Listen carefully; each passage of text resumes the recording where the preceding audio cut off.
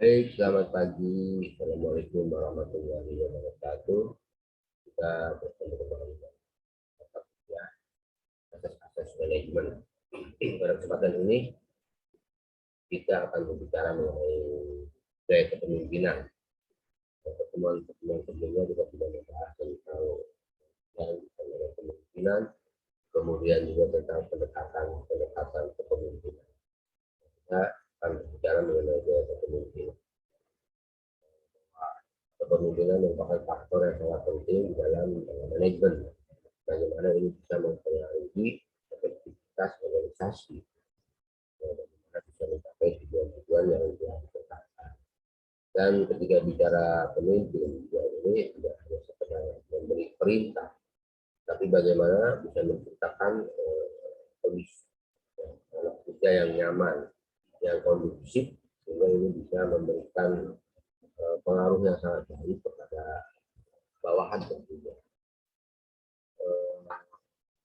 Gaya kepemimpinan adalah suatu cara seorang pemimpin bagaimana bisa menggerakkan bawahannya untuk bisa mematuhi apa yang dibutuhkan oleh seorang pemimpin. Kemudian juga gaya kepemimpinan bisa dikatakan sebagai suatu pola perilaku yang secara konsisten dilakukan oleh seorang pemimpin tentunya di dalam menjalankan suatu organisasi. Nah, kita lihat pendapat dari beberapa ahli tentang gaya kepemimpinan ini. Yang pertama, mengutip pendapat yang dikemukakan oleh House bahwa ada 4 gaya kepemimpinan yang dikemukakan dan menjadi perilaku seorang pemimpin.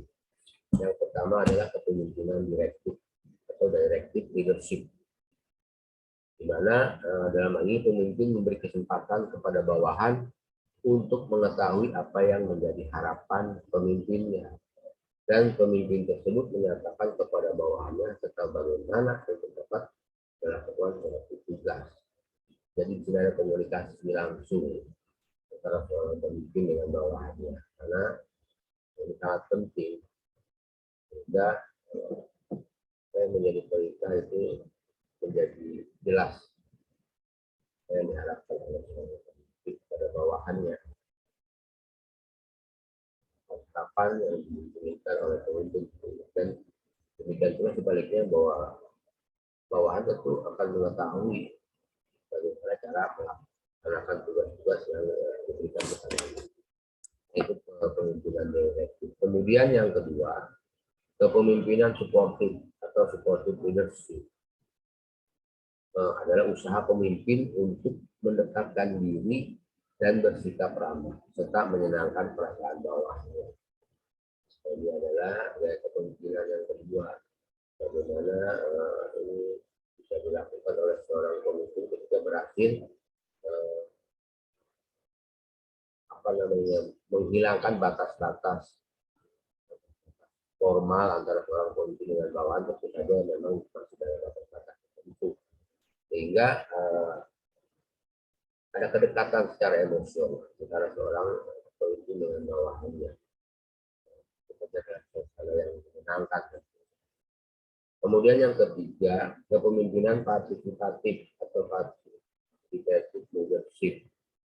Pemimpin berkonsultasi dengan bawahannya dan bertanya untuk mendapatkan masukan-masukan serta saran-saran dalam rangka pengambilan keputusan. Ini juga satu hal yang penting, yang sangat penting untuk bisa dilakukan oleh seorang pemimpin, karena ya walaupun pemimpin yang luar biasa yang hebat, tapi tentu ada hal-hal juga yang luput dari pengetahuan dan perhatiannya. Tidak bisa secara menyeluruh mengetahui sekecil sampai sekecil-kecilnya terkait dengan kondisi yang ada di bawah. Ketika komunikasi ini dijalin, tentu pemimpin akan mendapatkan masukan-masukan yang memang secara empiris juga itu merupakan kondisi yang ada di bawah.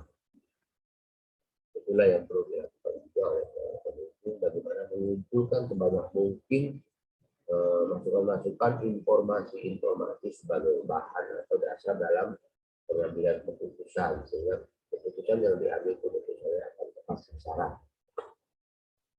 Kemudian yang berikutnya, yang keempat adalah kepemimpinan yang berorientasi pada prestasi atau achievement oriented leadership.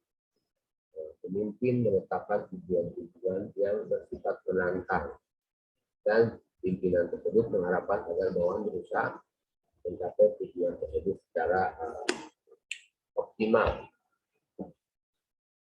Nah itu gaya kepemimpinan bagaimana yang tepat itu memberikan tantangan kepada bawahan itu bisa menunjukkan kemampuannya dan menunjukkan kapasitasnya, kapabilitas sebagai orang bawahan, sehingga ini juga akan timbul kepercayaan dari seorang pemimpin terhadap kualitas kinerja dari bawahannya. Dan bagi bawahan ketika dia memberikan kepercayaan, merupakan suatu achievement.